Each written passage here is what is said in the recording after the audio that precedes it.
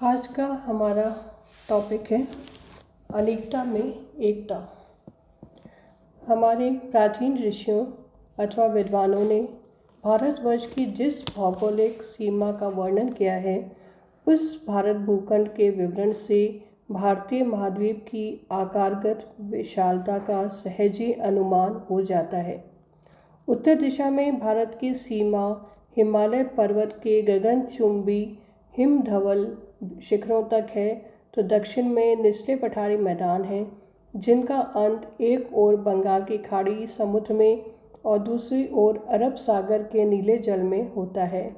पश्चिम में राजस्थान के वे नितांत शुष्क मरुस्थल हैं, जहाँ कोसों दूर तक वृक्ष तो क्या तृण भी दिखाई नहीं देते, और पूर्व में बंग प्रदेश की शस्य श्यामला उर्वर भूमि है। संपूर्ण भारतवर्ष में भिन्न भिन्न स्थानों पर प्राय सभी प्रकार की जलवायु उपलब्ध हो जाती है। ऐसी भौगोलिक विभिन्नता वाले देश में जातियों, धर्मों, भाषाओं, आचार और विचारों की भी बहुत भिन्नता दिख पड़ती है, किंतु जाति, धर्म, भूगोल, भाषा आदि की ऐसी विषमताएं पाए जाने पर भी संपूर्ण देश में एक ऐसी मौलिक अखंड एकता अंतर्निहित है जिसे कोई भी नकार नहीं पाता। सर हर्बर्ट रिजली ने भारत में व्याप्त इसी मौलिक एकता को परिलक्षित करके कहा, भारत में दर्शक को भौतिक क्षेत्र में और सामाजिक रूप में भाषा, आचार, धर्म में जो विविधता दिखाई देती है, उसकी तह में हिमालय से कन्याकुमारी तक एक आंतरिक एकता है। संपूर्ण भारत की आंतरिक एकता का सर्वाधिक पुष्ट प्रमाण स्वतंत्रता संग्राम का इतिहास है। देश में स्वाधीनता से अनुप्राणित राष्ट्रीय चेतना का जागरण होते ही कश्मीर से कन्याकुमारी तक तथा बंगाल से राजस्थान तक संपूर्ण भूखंड में मानो एक ज्वाला धधक उठी थी। इतने विशाल देश में व्याप्त उस मौलिक एकता के कुछ कारक तत्व भी होने चाहिए। इस दृष्टि से देखने पर हमारे सम्मुख अनेक पहलू स्वतः उद्घाटित हो जाते हैं। भौगोलिक एकता। प्रकृति ने भारत की रचना एक सुरक्षित दुर्ग के समान की है। यह एक ऐसी सुदृढ़ प्राकृतिक इकाई है जिसके तीन ओर समुद्र और एक ओर अनुलंघनीय पर्वत सुरक्षित सीमाओं के रूप में अवस्थित है। इस प्रकार संपूर्ण भारत भूखंड का अपना अलग अस्तित्व है। भारत के आंतरिक भौगोलिक विभाजन नगण्य हैं। यह भौगोलिक एकता केवल भौतिक धरातल मात्र पर स्थित नहीं है, अपितु भारतीयों की बौद्धिक चेतना तथा हृदयगत भावों में भी पूर्णतया उपस्थित है। इसीलिए यहाँ के दर्शन ग्रंथों अथवा काव्य ग्रंथों में भारत की यह भौगोलिक अखंडता सर्वत्र दृष्टिगोचर होती है। जिन प्रारंभिक सम्राटों अथवा बादशाहों ने इन भौगोलिक इकाई में राजनीतिक एकता स्थापित करने के प्रयत्न किए थे, उनकी सर्वत्र प्रशंसा की गई है। फिर राजनीतिक एकता। इस विशाल भारत भूखंड में विकेंद्रीकरण की शक्तियाँ निरंतर कार्यरत रहने के कारण देश में राजनीतिक एकता का प्राय ही अभाव रहा, किंतु फिर भी प्राचीन भारत निवासी इस एकता से भली भांति अभिज्ञ थे। भारतीय इतिहास में सदैव ही सारे देश को राजनीतिक एकता में बांधने के प्रयास होते ही रहे। प्रतापी नरेशों की सदा ही यह कामना रही कि पूरे देश पर एक छत्र बनकर महाराजाधिराज कहला सकें। चाणक्य ने चक्रवर्ती सम्राट स्पष्टतया उसी राजा को कहा जो हिमालय से समुद्र तक अपना राज्य विस्तृत कर सके। चंद्रगुप्त मौर्य, अशोक महान तथा समुद्रगुप्त ने भारत में राजनीतिक एकता स्थापित की थी। इन सम्राटों के समय देश के शासन का संचालन केंद्र से ही होता था। वर्तमान युग में ब्रिटिश राज्य में यह राजनीतिक एकता पूर्णतया स्थापित थी। भारत की अखंड मौलिक एकता इसके सांस्कृतिक रूप में सर्वाधिक अभिव्यक्त हुई है। समय समय पर भारत में बाह्य शक्तियों ने प्रवेश किया उनके साथ उनकी भिन्न सभ्यता तथा संस्कृति भी यहाँ आई, किंतु वे सभी शनै शनै यहाँ की संस्कृति में घुल मिल कर एकाकार हो गईं। संपूर्ण देश का सामाजिक संस्थान एक सा ही है। विभिन्न सभी प्रदेशों में जाति भेद, वर्ण व्यवस्था, विभिन्न संस्कार तथा अनुष्ठान समान रूप से प्रचलित हैं। उनमें मात्र लोकाचार की भिन्नता है। सांस्कृतिक एकता की भावना भारत में राजनीतिक प्रभाव से भी ऊपर रहकर पल्लवित पुष्पित हुई। भारत देश और भारतीय संस्कृति शरीर और आत्मा के समान है, एक के बिना दूसरा व्यर्थ है। इसी सांस्कृतिक एकता के कारण भारत के सभी प्रांतों में भारतीयता समान रूप से पाई जाती है।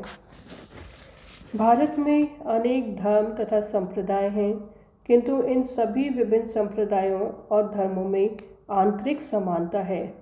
धार्मिक दृष्टि से सभी भारतीय संप्रदायों के आध्यात्मिक तत्व एवं सिद्धांत समान हैं। भारत के विभिन्न धार्मिक संप्रदाय वेदों को ही प्रमाण मानते हैं। आत्मा की अमरत्व, एक पर ब्रह्म की सत्ता, कर्म, पुनर्जन्म, मोक्ष, निर्वाण, ईश्वर भक्ति आदि तत्व सभी भारतीय धर्मों में एक समान हैं। धार्मिक संस्कार, अनुष्ठान, व्रत, उपवास, उत्सव, पर्व तथा रीति परंपरा संपूर्ण भारत में लगभग एक सी है। आदि शंकराचार्य ने भारत की 4 दिशाओं में 4 मठ स्थापित किए थे। उत्तर में बद्रीनाथ, दक्षिण में रामेश्वरम, पूर्व में जगन्नाथपुरी और पश्चिम में द्वारका। ये चारों धाम प्रत्येक भारतीय के लिए परम पवित्र एवं दर्शनीय तीर्थस्थल हैं। गौ, ब्राह्मण तथा गंगा सभी के लिए पूजनीय हैं। ब्रह्मा, विष्णु, महेश, राम, कृष्ण, सीता, पार्वती आदि पूरे भारत में श्रद्धास्पद हैं।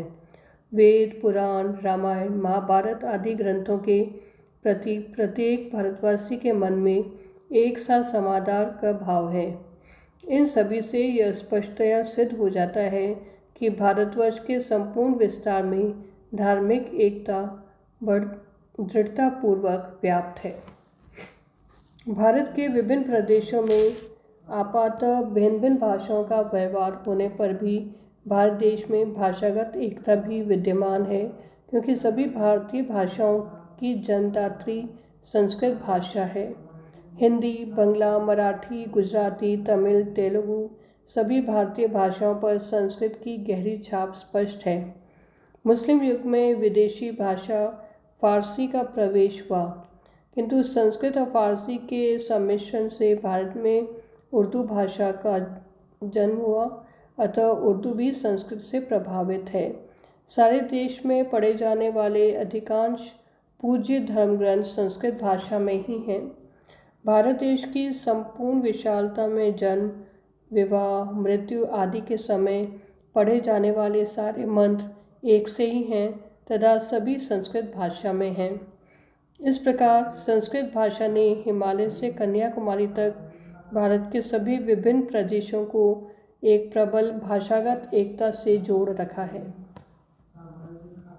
भारत में भिन्न भिन्न समयों पर भिन्न भिन्न जातियों ने प्रवेश किया, किंतु आए हुए सभी शक, सीथियन, हूण, तुर्क, पठान, मंगोल, मुगल आदि यहाँ के समाज में पूर्णतया घुल मिल गए और क्रमशः उनका पृथक अस्तित्व ही समाप्त हो गया। इसलिए भारत के विभिन्न प्रदेशों के निवासियों में भिन्न भिन्न जातियों के सम्मिश्रण की शारीरिक संरचना प्राप्त होती है। आज भारत में मुसलमानों और ईसाइयों की जो बहुसंख्या दृष्टिगोचर होती है, वे भी मूलतः हिंदू हैं, जिन्होंने कारणवश धर्म परिवर्तन कर लिया था। इस दृष्टि से संपूर्ण भारत में निवासियों की एकता भी दृष्टिगोचर होती है। डॉक्टर वी स्मिथ के अनुसार भारत की मौलिक एकता का पता हमें इस बात से ही चल जाता है कि भारत की विभिन्न जातियों में एक विलक्षण प्रकार की संस्कृति एवं सभ्यता का विकास हुआ, जिसकी संसार की किसी अन्य प्रकार की संस्कृति तथा सभ्यता से कोई समानता नहीं है। इस प्रकार स्पष्ट हो जाता है कि भारत की विभिन्न विषमताओं में भी एकता है। रक्त, वर्ण, भाषा, वेशभूषा, आचार विचार, धर्म आदि के भेदभावों का प्रतिरोध करके यह एकता संपूर्ण भारत को सुदृढ़ बनाती है। भारत के क्षेत्रफल की विशालता भी इस मौलिक एकत्व में बाधक नहीं बन पाती। भारत में व्याप्त इस मौलिक एकता के अनेक साधन रहे। प्राचीन तपस्वियों एवं ऋषियों ने भारत के भिन्न भिन्न स्थानों पर तपोवनों तथा गुरुकुलों की स्थापना की थी, जहाँ संपूर्ण देश से उत्सुक छात्र विद्या ग्रहण करने आते थे। प्राचीन काल में वाल्मीकि, वशिष्ठ, अगस्त्य आदि के आश्रम तथा मध्य युग में नालंदा, तक्षशिला आदि ऐसे ही विद्या केंद्र थे। धार्मिक गुरुओं, संतों तथा महापुरुषों ने अपने अपने मत की अभिवृद्धि के लिए पूरे भारत को ही कार्यक्षेत्र बनाया। शंकराचार्य ने अल्पायु में ही भारत के एक ओर से दूसरे छोर तक भ्रमण कर वैदिक धर्म का पुनरुत्थान किया। तीर्थयात्रियों के विश्वास और आस्था ने इस एकत्व को निरंतर्य प्रदान किया। उत्तरी भारत को पवित्र करती गंगा का जल सुदूर दक्षिण में अवस्थित रामेश्वरम में चढ़ाना और देश के कोने कोने से अपने पितरों की अस्थियां प्रवाहित करने हरिद्वार में आना इसी मौलिक एकता का परिचायक है। दिग्विजय करने के इच्छुक महत्वाकांक्षी राजा भी भारत में एकता स्थापित करने के अंशतः साधन बने। इस प्रकार की अखंड एकता के सूत्र में अंशयुत भारत की संस्कृति को भारतीय संस्कृति नाम देना समीचीन ही है। पाश्चात्य विद्वानों ने भारतीय संस्कृति को प्राय केवल आर्य संस्कृति कहा है, किंतु यह नाम पर्याप्त भ्रामक है। भारतीय संस्कृति के निर्माण में वैदिक आर्यों का प्रमुख योगदान अवश्य है, पर भारत की संस्कृति केवल आर्यों की नहीं है। इसमें आर्यों के अतिरिक्त द्रविड़, आग्नेय, नेग्रिटो, ईरानी, यवन, शक, कुषाण, पल्लव, हूण, अरब, तुर्क, मुगल आदि अनेक संस्कृतियों का पर्याप्त अंश है। आज जिसे भारतीय संस्कृति के नाम से अभिहित किया जाता है, वह संस्कृति भारत में आर्य तथा आर्यतर अनेक बहुविध जातियों की विविध सुदीर्घ साधनाओं के सम्मिश्रण का फल है। भारतीय संस्कृति की उपमा किसी नदी के डेल्टा से दी जा सकती है। युगों युगों तक नदी के प्रवाह में बहकर आई हुई मिट्टी के विभिन्न स्तरों के जमते चले जाने से डेल्टा का निर्माण होता है और कालांतर में उन भिन्न भिन्न स्तरों को अलग करके पहचान पाना असंभव हो जाता है। उसी प्रकार भारतीय संस्कृति विभिन्नात्मक सम्मिश्रण के फलस्वरूप निर्मित हुई और उन विभिन्न अंशों को अलग कर पाना आज असंभव है। इस वैशिष्ट्य के कारण भारतीय संस्कृति की निजी पहचान है। धन्यवाद।